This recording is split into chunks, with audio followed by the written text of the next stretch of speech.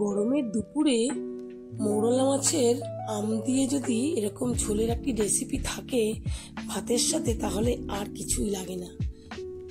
যাই হোক, আমি সঞ্চিতা সহজ রেসিপি চ্যানেলে সকলকে স্বাগত। আমি রান্না করছি আজকে আম দিয়ে মৌরলা মাছের ঝোল। এখানে 250 গ্রাম মতন মৌরলা মাছ আছে, তার সঙ্গে সরু সরু করে আলু কেটে নিয়েছি, আর এখানে কিছুটা আম সরু করে কেটে নিয়েছি, আর নিয়েছি কাঁচা লঙ্কা। এবার কড়াইতে কিছুটা সর্ষের তেল দিয়ে আমি মাছগুলোকে ভালোভাবে ভেজে নিয়েছি।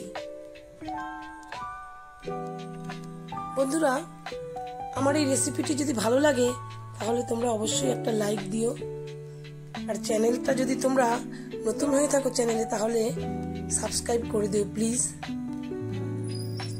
কমেন্ট করতে ভুলো না এই রেসিপিটা তোমাদের কেমন লাগলো। মাছ ভাজা আমার হয়ে গেছে, মাছগুলো তুলে নিয়ে কড়াই থেকে মাছগুলো আমি কমিয়ে দিয়ে মাছগুলো আমি তুলে নিলাম।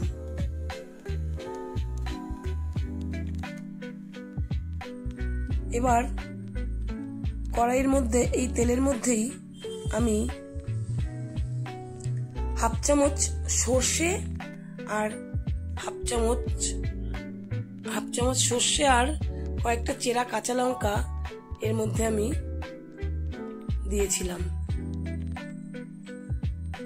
বন্ধুরা, তেলের মধ্যে কাঁচা লঙ্কাটা দিয়ে একটু ভাজা ভাজা করে নিলে গন্ধটা খুব সুন্দর ওঠে। তারপরে আমি এর মধ্যে সরু সরু করে কেটে রাখা আলুগুলো দিয়ে দিলাম। আলুগুলো যখন একটু ভাজা ভাজা হয়ে আসবে, সেই সময় আমি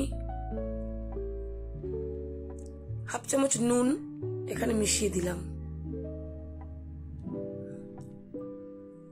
আর দিলাম 1 চামচ হলুদ। তারপরে নেড়ে চেড়ে মিশিয়ে নিয়ে সরু করে কেটে রাখা আমগুলো আমি দিয়ে দিলাম।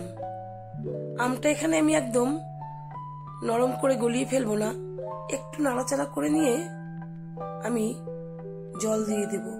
বন্ধুরা, আম এক এক রকম হয়। আমটা একটু যদি বেশি টক হয় তাহলে এরকম অল্প আম দিলেই হয়ে যাবে, আবার অনেক সময় আম এতটা টক থাকে না, সেক্ষেত্রে আম আরেকটু তোমরা বেশি দিতে পারো। আমি এখানে আর কোনো মশলা অ্যাড করিনি।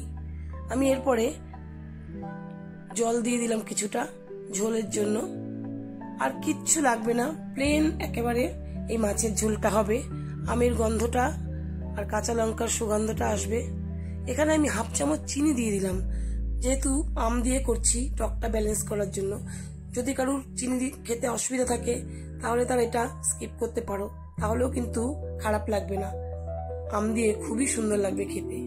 এরপরে আমি ভাজা মাছগুলোকে এই ঝোলের মধ্যে দিয়ে দিলাম, দিয়ে 2 মিনিট এর মধ্যে নাড়াচাড়া করে নিলাম।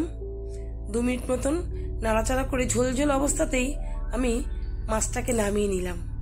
তৈরি হয়ে গেল আম দিয়ে মৌরলা মাছের ঝোল। তোমরা এটা করে দেখো, দুপুরবেলা খাওয়ার পাতে একটু ভাতটা খাওয়ার সময় মুখের স্বাদটা একটু বেড়েই যাবে, খুবই ভালো লাগবে। খুবই ভালো টেস্টি হয়েছিল এই মাছের ঝোলটা। এতক্ষণ ভিডিওটা দেখার জন্য তোমাদের সকলকে ধন্যবাদ।